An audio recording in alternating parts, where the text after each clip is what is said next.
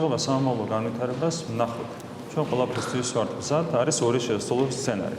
ერთი სცენარია, რომ ტრამპი ამარცხებს Deep State-ს, ამ შემთხვევაში ეს არის ჩვენთვის რა თქმა უნდა კარგი სცენარი, რაც ხელშეუწყობს ურთიერთობების გაჯანსაღებას საქართველოს და ამერიკის შეერთებულ შტატებს შორის, მაგრამ თუ ტრამპი ვერ დაამარცხებს Deep State-ს, ამ შემთხვევაში არის რისკი იმისა, რომ ისევე გაგრძელდეს მოვლენების განვითარება, როგორც ეს გრძელდებოდა გასული 4 წლის განმავლობაში.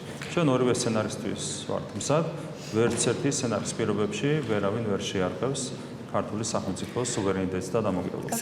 თქვენ ხედავთ რა ხდება საფრანგეთში, ხო? არის ერთ-ერთი საპრეზიდენტო კანდიდატი, რომელსაც აქვს გამარჯვების სერიოზული შანსები და მას აუგვეთეს არჩევნებში მონაწილეობა და ამ დროს ჩვენთან მიმართებით აქვთ შენიშვნები ისეთ საკითხებზე, რაც საერთოდ არავითარ შენიშვნას არ ემსახურებს. მიუხედავად იმისა, რომ საფრანგეთში არაერთი მანკიერება ვიხილეთ მთელი ამ წლების განმავლობაში, დღეს აბსოლუტურად ურიენტი ხელისუფლება ყავს საფრანგეთს. ამის მიუხედავად ჩვენ არ ვსაუბრობთ ამ თემებზე. ნურც ისინი ჩაერევიან ჩვენი ქვეყნის დამოუკიდებლობაში.